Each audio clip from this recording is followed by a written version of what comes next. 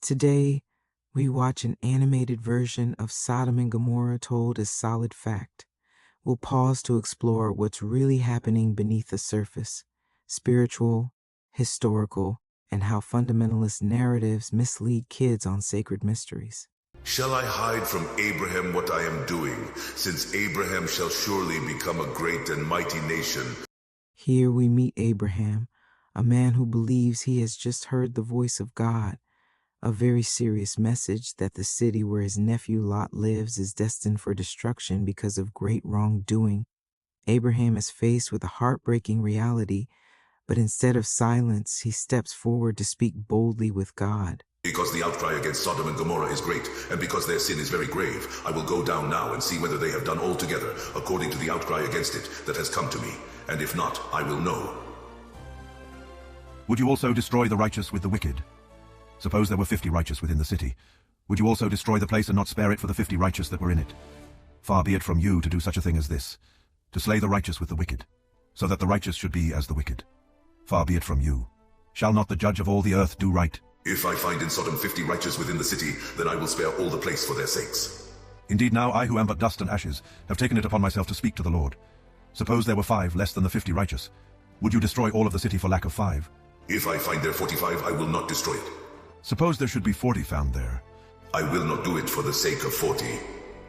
Let not the Lord be angry, and I will speak. Suppose 30 should be found there. I will not do it if I find 30 there.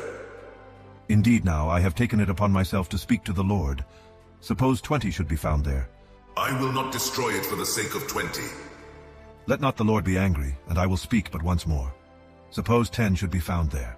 I will not destroy it for the sake of 10. This bargaining moment is one of my favorites, a true flash of divine guidance. But from a higher consciousness view, it's not just God and Abraham talking as two separate beings. It's the soul in dialogue with its own source. Abraham's compassion rising to meet divine justice inside himself. That urgent, trembling question, can mercy still be found? More than history, it's the inner drama of human impulses negotiating with our highest knowing. Now the 2 angels came to Sodom in the evening, and Lot was sitting in the gate of Sodom. When Lot saw them, he rose to meet them, and he bowed himself with his face toward the ground. And he said, "Here now, my lords, please turn into your servant's house and spend the night, and wash your feet. Then you may rise early and go on your way." No, but we will spend the night in the open square. But he insisted strongly. So they turned into him and entered his house. The angels can be seen as real beings, or as symbols of the guidance we receive when we align with our higher self. Lot's urgency to welcome them shows the inner self making space for truth and transformation. The city becomes a metaphor for our lower patterns. The angels a high vibration presence testing if we're ready to rise. He made them a feast and baked unleavened bread, and they ate. Now before they lay down, the men of the city, the men of Sodom, both old and young, all the people from every quarter, surrounded the house. And they called to Lot and said to him, "Where are the men who came to you tonight? Bring them out to us, that we may know them carnally." So Lot went out to them through the doorway, shut the door behind him, and said, "Please, my brethren, do not do so wickedly. See now, I have 2 daughters who have not known a man. Please let me bring them out to you, and you may do to them as you wish. Only do nothing to these men, since this is the reason they have come under the shadow of my roof." Here's where the narrative shows the depth of the city's shadow, but also one of Scripture's hardest patriarchy moments. Lot offers his daughters to the mob. In ancient hospitality law, protecting a guest came before self, but this act is still wrong. We have to say this for modern kids. No soul alignment ever includes using another human being as a trade for safety. Consent and well-being are sacred. As the mob closes in and Lot, in desperation, offers his daughters, the story takes a sharp turn. The men are struck blind, left wandering the streets in confusion before the coming destruction. Fundamentalist readings often point to same-sex desire here, but the Hebrew points elsewhere: arrogance, violence, greed, cruelty, and the neglect of the vulnerable. It's about power twisted against the innocent, a warning that echoes as Lot flees and his wife, looking back, becomes a pillar of salt.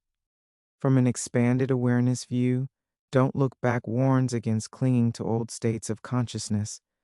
Lot's wife turning back can symbolize the part of us still tied to toxic patterns. Taken literally with kids, though, it becomes a fear lesson. Curiosity kills.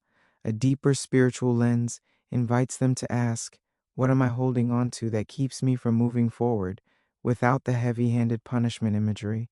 And he and his 2 daughters dwelt in a cave. Now the firstborn said to the younger, Our father is old, and there is no man on the earth to come in to us, as is the custom of all the earth. Come, let us make our father drink wine, and we will lie with him, that we may preserve the lineage of our father. So they made their father drink wine that night.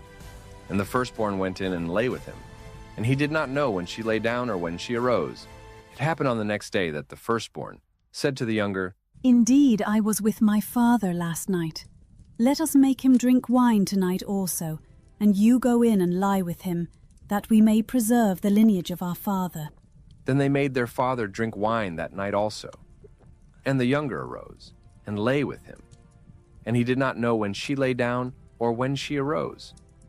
Thus, both the daughters of Lot were with child by their father. The incest here?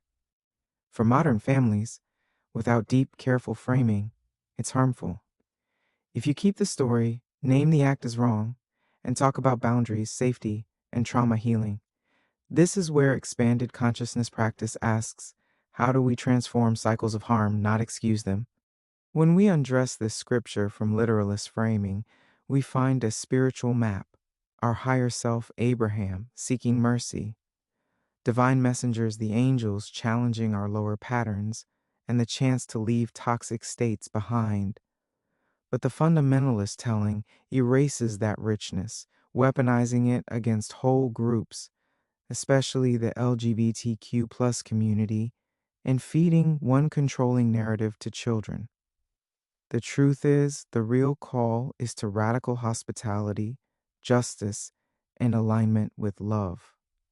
That's a story worth passing on.